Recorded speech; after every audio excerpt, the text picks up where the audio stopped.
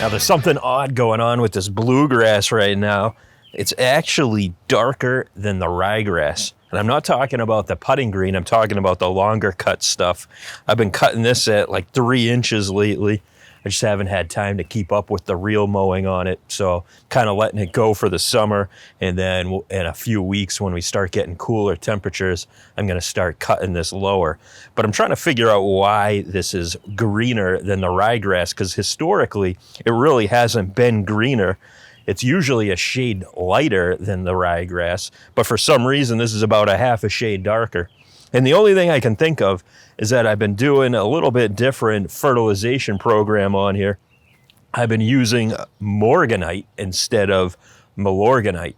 Now, the last time I fertilized this was on Memorial Day of this year, and I put down 1 bag of Moorganite on this front Kentucky bluegrass, and I put down 2 bags of Milorganite on the ryegrass in the back. Now this is 2,000 square feet, and the backyard is 4,000 square feet. And so with the 2 bags of Milorganite in the back, that means I put down about 1 pound of nitrogen per 1,000. Or out front here, I put down about 2/3 of a pound of nitrogen per 1,000. Now there's one small difference between the Moorganite and the Milorganite, and that is the Milorganite is a 640, where the Moorganite is a 511, which means that the Moorganite has potassium in it, whereas the Milorganite doesn't have any potassium. Now, potassium plays an important role in stress management of the grass plant, and that it helps in regulating the stomata of the plant, which controls how much water evaporates from the grass. Now, I'm not saying that's why this lawn is greener.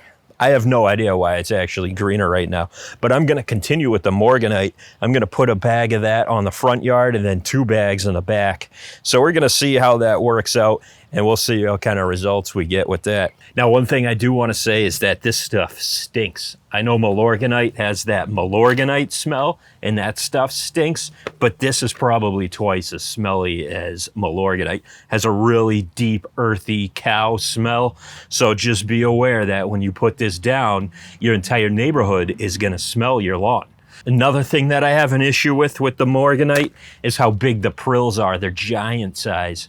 Now, they're not going to get into the canopy as well as the Milorganite. Those are much smaller prills compared to this Moorganite. These things are huge. But to heck with all that, let's not worry about the neighbors. We're going to get some rain. The prills are going to get down into the canopy with this. So let's go ahead and put some of this down.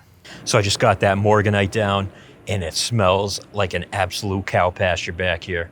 And I'm sorry to my neighborhood for making it stink, but the lawn's gonna look amazing in a week or so, so I apologize. But right now, I'm just watering it into the putting green. Hopefully it'll break down so I can start rolling some putts again, because those big prills are just sitting on top of there, and I need them to break down. Now, I got some more content on the putting green coming up, and if you wanna see the results of this Moorganite, go ahead and subscribe. Thank you for watching, and we'll see you in the next one.